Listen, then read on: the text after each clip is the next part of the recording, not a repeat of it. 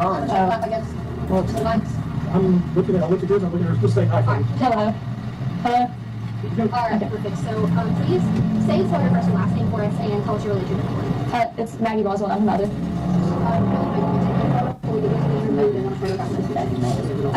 Megan May. So we're going to take a photo really quick. They want us to send this back to the station, and then we will start immediately. Well, legally my first name is Megan. I go by Maggie. Does that matter? Her middle name's May. Would you want us to put you super? So we have supers, and would you want us to put it as Megan or Maggie? It doesn't matter either way. We'll go with I'll just put Megan and then do Maggie in parentheses and then Boswell. So this is your last name is Boswell, correct? Okay. Mm-hmm. It's W-E-L-L. Perfect. All right. All right. So obviously today we are seeing videos of Evelyn. Mm-hmm. First off, tell me what kind of little girl she is. She's very sweet. She loves everybody. She's never been mean ever, which I'm very thankful for. She's just a really good-hearted baby in general. Like textbook how you want a baby to be, like has every milestone early, you know what I mean? And speaking of that, tell me what kind of things does she like? What kind of milestones has she been hitting recently? Well, when she was 6 months old, she actually put a bottle on her own and went straight to a sippy cup. She started walking probably around like 10 months. That was kind of hard though, because she's like not like small as in like underfed, you know what I'm saying, but like she was a preemie when she was born. She's like a smaller baby, and she kind of had trouble like balancing her weight, but she finally got the hold of it. She's starting to say a lot of words, and you know. Tell me what kind of things she likes to do. What kind of is she into any certain TV shows? Only Baby Shark. And riding in a car. Yeah. She loves to be in the car. We went to Texas to see her dad, Ethan, and she slept the whole way there. Like I had to make her wake up to eat and stuff like that, and that's like a 24-hour drive there. So let's get into the last time you saw her. Tell me what that time was like and when that was. Well, actually, I want to talk about that. I've told TBI where to find her in Mendota. My mom took her to a campground and a silver camper, and if they don't go tonight, I'm going to go find her myself. Because I've told them, and they're not really like taking it seriously, and if they don't go tonight, like I will go myself and go get her. Tell them why. They're not. Don't get into It's that. cut. Stop. You can edit Stop. it. Stop. No, you need to defend yourself. That's all they need to know.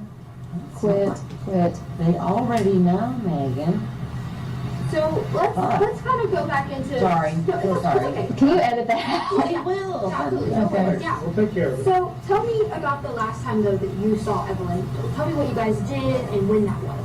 We went to go out to eat, and then my mom came and got her. She was wearing a little hot pink tracksuit with a matching bow and little matching shoes. And was this December 20, like right after Christmas? A little bit before Christmas. So this was before Christmas. Okay. So tell me what you know about her situation. Obviously, you just revealed that you know she's where your mom took her. So tell me what all you know about that situation. That's really all I know. My mom, like you can ask her, is a very vindictive, manipulating person, and she basically like threatened me the whole time that she was gone. She's like, seriously, I don't care to say it. She's like the biggest sociopath I've ever seen in my life. So, all right. So she was with your mom, but obviously your mom is being at the moment extradited back to Tennessee. Right. Do you know who has Evelyn right now? She dropped her off somewhere in Mendota at a silver camper. That's what her mom told her. So that's all you know. You don't know who she's with. But my mom would always say the person, not like people, plural.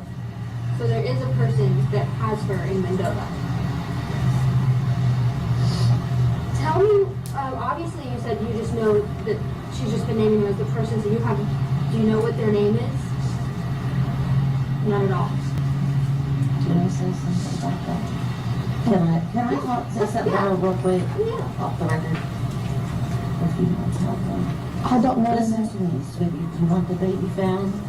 Then you need to be honest with them about it.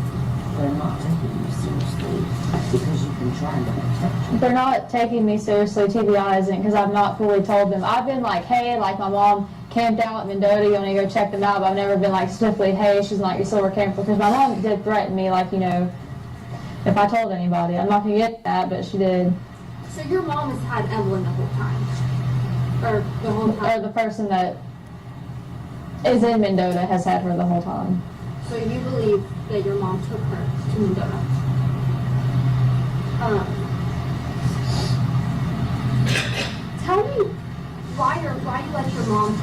her? Did she take her from you that night? And Well, she was just supposed to babysit her because I was going to work. and then when did you know that something was wrong? Well, whenever, like, she picked me up Wednesday, and I told her, like, hey, they're doing a press release about the Amber thing, and then she freaked out, and that's why they couldn't find her. Like, nobody talked to her for days until they arrested her. She was kind of poof, gone. But she kept trying to take me to Mendota, and I kept asking, I was like, are you taking me to Evelyn? And she would never tell me yes or no. And I was like, well, if you're not, I'm just call somebody from the police station to come and get me, like, I'm not playing these games with you. And so tell me, the day that you dropped her off with your mom to let her babysit, That's what she's asking. tell that me day. what, was there anything off about your mom that day? Did you have any suspicion that she was going to take your child? No. So what they're wanting to know is, and this is where the confusion comes in, is when you came home from work, sweetie, and the baby was gone, like, what did you do and what was your reaction? Well, I called her. And she was just like, oh, she's safe, like, you know, that kind of thing. And then she started threatening me, which, like I said, I'm not going to get into, like, everything she threatened me with, you know, because I'm just not, but... But she has made very bad threats in the past that I can validate. So when you went to go, were you going to pick Evelyn up that night after work? Yeah. So when you went to go pick her up, was your mom gone? She wouldn't answer.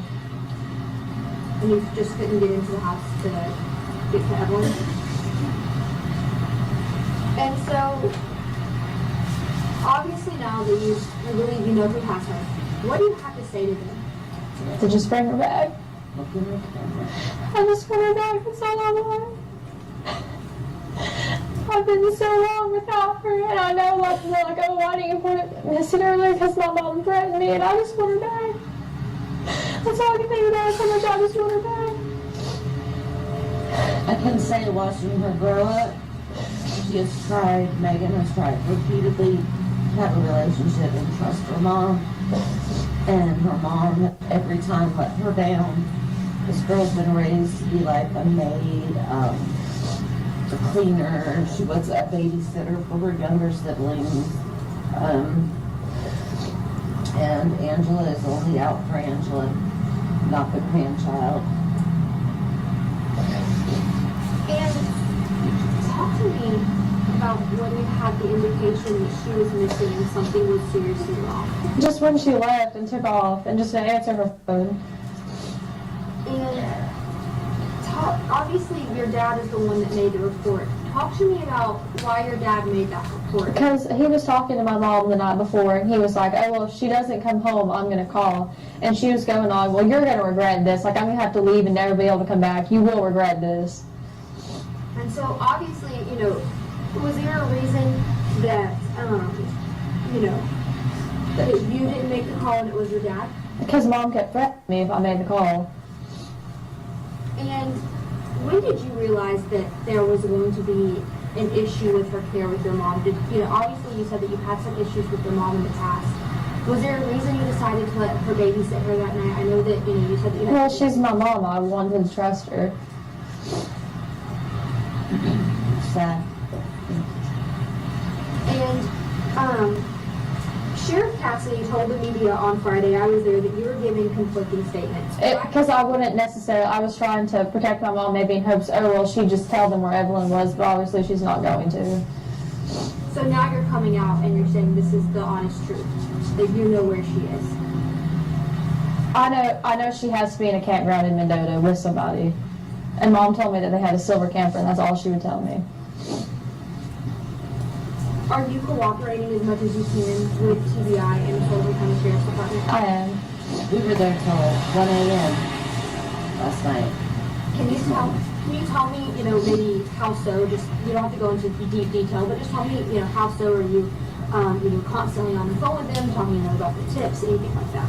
Yeah, and I've looked into stuff online myself, like, people are, like, circulating pictures around me, like, oh, this is Evelyn, you know what I'm saying, and, like, that kind of thing, but no. And, like, Saturday, nobody would answer me, and I blew all their phones up. And every chance they've let me be up there, I have been up there. And so, as of tomorrow, tomorrow will be a week since Evelyn was reported missing, and Wednesday will be a week since the Amber Alert went out. Tell me what you're thinking right now. I just don't know if the person who has her is, like, maybe scared that they're going to get in trouble. But they won't. They just bring her back. What are you thinking about her current status right now? Do you think she is okay? Do you think she's being taken care of? And what is your message to authorities right now? To the TBI, Sullivan County, and all of the sheriff's departments and any authority that's working on this case? Just that if they don't take it seriously, what I just said, I will go find her myself. They need to. They've told me before they'll arrest me for tampering with evidence, and I told them on my phone, I was like, I don't care if you arrest me for tampering with evidence. If you go up there, I'm going to tonight. Also, I got and was ready to organize a search party, as a community does when a child, right? And I called CBI because, well, where do we search? And they were like, no. They did not want any search parties at all, period. I don't know what the reason was, but they didn't. And can you tell me, do you have a message to the public? Obviously, so many people are, sharing photos, sharing these videos of your daughter trying to bring her home. What is your message to those people? Don't stop until she's back. Please. There's a reward out there, That's over $50,000. but this false Information, yeah, like, they need to start reporting, like, psychics, for one, like, come on. You know what I'm saying? Because that just wastes the TBI's time, and they could be actually trying to find my daughter. Instead, people are like, oh, well, this lady did tarot card reading, like, you know what I mean? I feel like that just takes away from the time of, like, them actually searching for my daughter. But let's also turn the table on the other side. There's a large amount of money that you just mentioned that's being donated as a reward in efforts of finding Evelyn. There's also been a huge outpouring of support from the community. We've seen several prayer vigils and things like that. Talk to me about how this makes you feel. I'm just happy that people are coming together to try to find her. Because the main important thing right now is the baby. And people across the nation are talking about the story and looking for your daughter. How does that national attention make you feel? I'm just happy that people are trying to find her. Also, we did want to attend the prayer vigils. We just didn't have a ride. We did not have. And I didn't know about the one in Bristol because, We did not have transportation. Yeah. People did offer.